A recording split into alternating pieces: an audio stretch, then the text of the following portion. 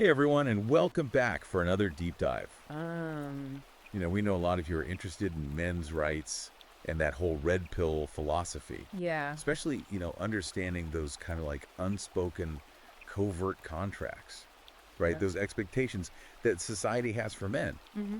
And we're also getting a lot of questions about, how feminist and Marxist ideologies Yeah. have impacted, societal institutions. They're So, definitely big topics. yeah. So we're going to dive into a book today called Title Redacted, Okay.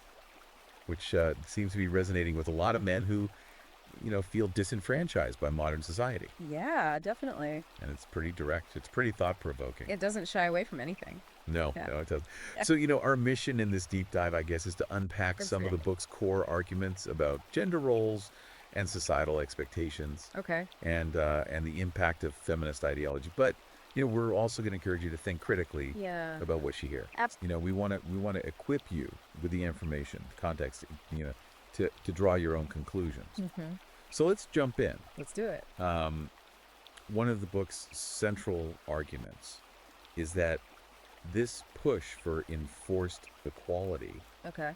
can actually be detrimental Interesting. because it ignores like fundamental differences between men and women. Right. Yeah. And they use the example of the Kung San tribe in Africa, Okay. which is a society that has maintained these traditional gender roles Oh, wow. for centuries, right? Yeah. Men hunt, women gather. Okay. And the author argues that this division isn't due to some, patriarchal conspiracy, Right. but rather a pragmatic approach based on inherent strengths and skills. Right. I mean, the Kung San are not concerned with, Right. abstract political theories. No, they're focused on survival. We're focused on survival. Right. And the book kind of suggests that maybe modern society's obsession Okay. with erasing all gender distinctions is actually working against Interesting. our natural inclinations. I see what they're saying. Yeah, and so it raises this crucial question, right? Yeah. What does true equality actually mean? Mm-hmm. Does it require complete sameness, Yeah. or is there room to acknowledge differences while still striving for fairness? That's a good question. And the book uses the example of transgender athletes in women's sports to illustrate this point, No. Okay. right? So they talk about, a female weightlifter who trained for years Right. only to be defeated by a transgender competitor Okay. with a clear biological advantage. Yeah. And this woman ultimately left the sport, Oh, wow. feeling like the playing field was no longer level. It's got to be so disheartening. Yeah. And so the book's kind of using this example to highlight the potential unfairness Yeah. of disregarding biological differences. Okay. Right? They argue that true fairness in competition, and maybe in society as a whole, necessitates acknowledging that men and women are not physically identical. They're not. Right. It's true. And this leads to some complex and controversial discussions. Yeah. Speaking of controversial, the book goes on to make a bold claim. Okay. They say leadership is inherently male, Wow. shaped by both biology and historical factors. Okay. And they emphasize the role of testosterone, Right. arguing that it fuels those classic male leadership traits like risk-taking, decisiveness, Okay. strategic thinking, Gotcha. and they cite a 2012 study that found men with higher testosterone levels were more likely to seek leadership positions Interesting. and display, dominant behaviors. Right. The author then connects this to historical examples like the Titanic. Go to Titanic. Remember 74% of the women survived, but only 20% of the men. Wow. Yeah. Right. And here's where it gets interesting. Okay. The book argues this wasn't just random chance. Okay. It fits with this idea that men are biologically wired for crisis leadership to protect others even at their own peril. Right. And there's research to back that up. The 2019 study found that during crises like wars or natural disasters, people tend to prefer male leadership. Oh, wow. Right? They trust men to make tough decisions under pressure. Fascinating. So the book's suggesting that who we see as leaders might be influenced by biology, not just social conditioning. That's interesting. Yeah, it really prompts us to reconsider the historical context of leadership and whether our assumptions about Yeah. gender and leadership might be shaped by more than just cultural norms. That's a good point. Let's move on to another kind of hot button issue, Okay. the hashtag Me Too movement. Yeah. The book offers a pretty critical perspective, Interesting. arguing that it kind of evolved from this like necessary movement to expose harassment into something that now demonizes all men. Okay. And they highlight a statistic from 2019. Yeah. 60% of male managers reported feeling uncomfortable mentoring women Oh, wow. for fear of false accusations. Yeah.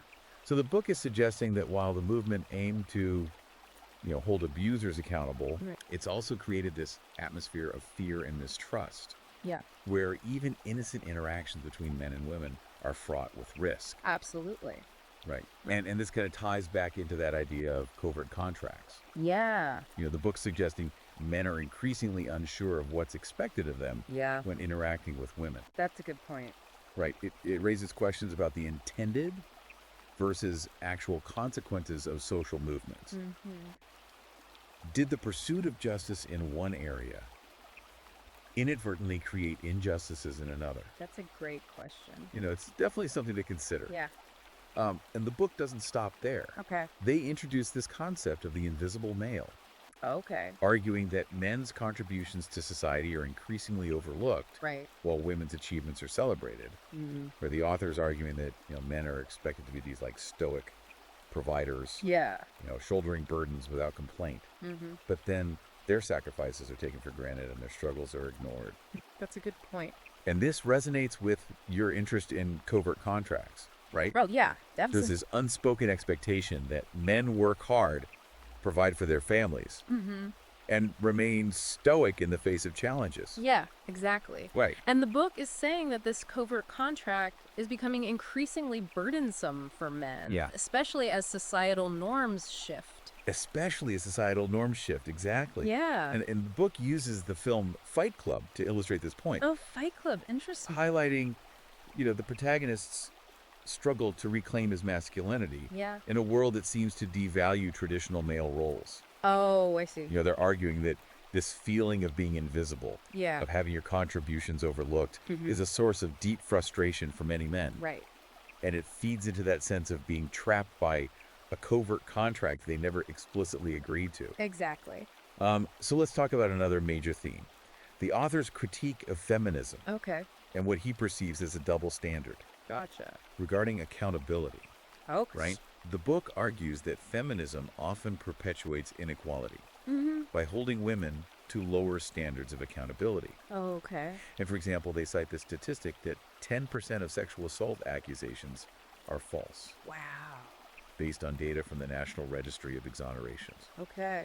And they're arguing that, while false accusations are a serious issue, Yeah. there's often limited accountability for those who make them.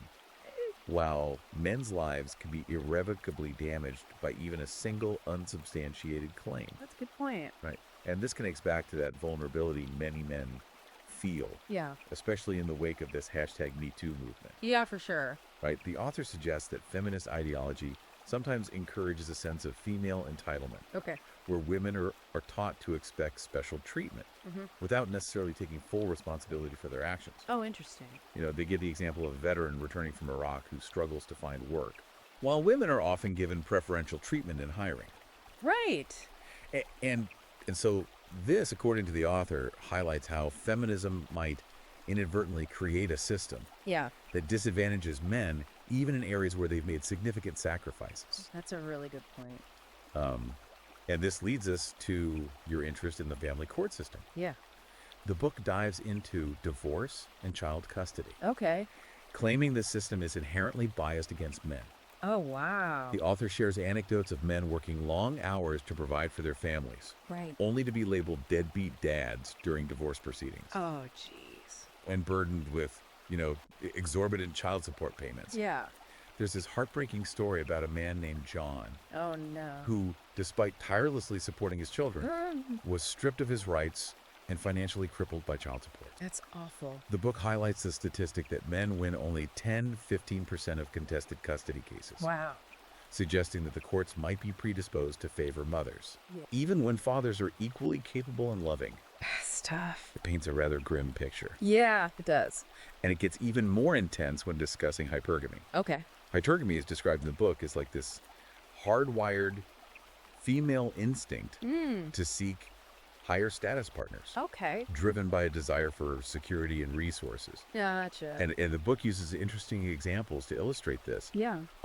For instance, they refer to the movie Crazy Rich Asians A crazy rich Asian. to demonstrate how women are drawn to men with wealth and status, Right. even if those men might lack other desirable qualities. I see what they're saying.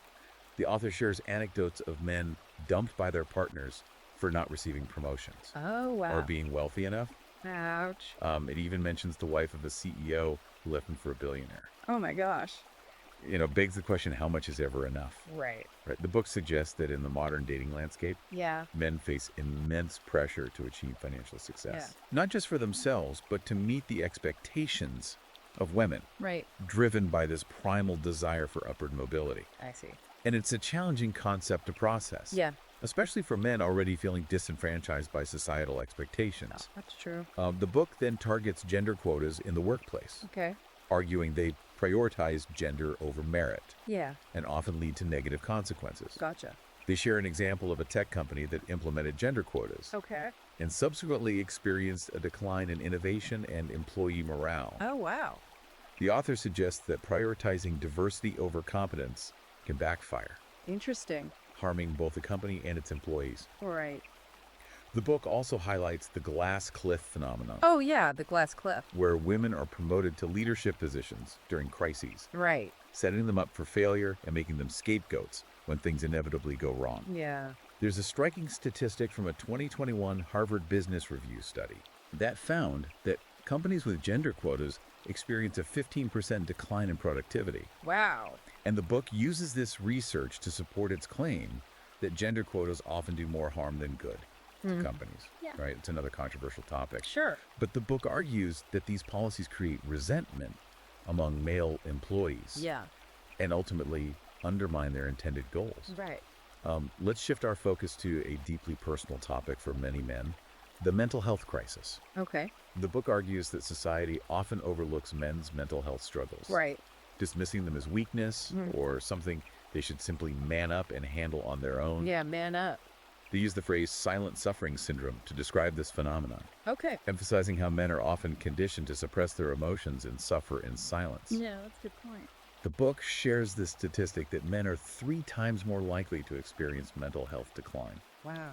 after a no-fault divorce, Yep. suggesting that the emotional toll of relationship breakdowns and losing their children Right. can have a devastating impact on their well-being. Absolutely. They also point out how some companies offer mental health resources exclusively for women, Oh, really? leaving male employees to fend for themselves. Wow. And the book argues that this lack of support Yeah. contributes to the alarmingly high suicide rates among men. That's heartbreaking. Right, and suggests we need to do a much better job recognizing and addressing men's mental health needs and creating a culture where they feel safe seeking help without shame or judgment. Absolutely. The next section is pretty intense. Okay. It explores the idea that intimacy is often weaponized against men, Wow. leading to false accusations and manipulation. Oh, geez. The book tells the story of a man named James Okay. who lost access to his children Oh, due to false accusations of abuse during a custody battle. it's terrible. Right, and the author emphasizes the devastating damage that false accusations Yeah. can inflict on a man's life, Right. legally, emotionally, and psychologically. Of course. The book cites a 2019 study that found 10% of rape accusations are false, Wow. highlighting the need to address this issue while acknowledging that the vast majority of accusations are legitimate. Of course. It's a delicate balance. Yeah. But the book argues that the current climate, where men are often presumed guilty until proven innocent, Right. creates an environment where false accusations can flourish Yeah. with devastating consequences. Absolutely. Right? And this section likely resonates with many men Yeah. who fear the potential repercussions of false accusations, Mm-hmm. especially in a culture where such accusations can rapidly spread through social media Absolutely. and ruin a man's reputation, even if he's ultimately cleared of any wrongdoing. Yeah. Social media is rough. Right? This book certainly covers a lot of ground. It does. We've barely scratched the surface. Yeah. And are already halfway through our allotted time for this deep dive. Let's take a moment to kind of reflect on what we've discussed so far. Right. Before we jump into the rest of the book's arguments, Sounds good. it's important to remember that this is one perspective Right. presented with a specific agenda. Mm-hmm.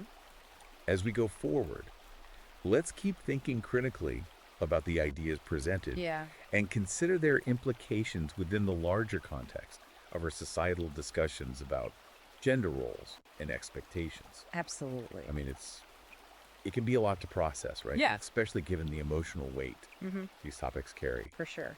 But as we always say, knowledge is power. Absolutely. Understanding the arguments laid out in Title Redacted, Yeah. even if you don't agree with everything, Right. can help you navigate these complex issues Yeah. and perhaps even shed light on your own experiences. For sure. You mentioned at the beginning you were particularly interested Yeah. in that idea of covert contracts, right? So Absolutely. there's unspoken societal expectations Mhm. placed upon men.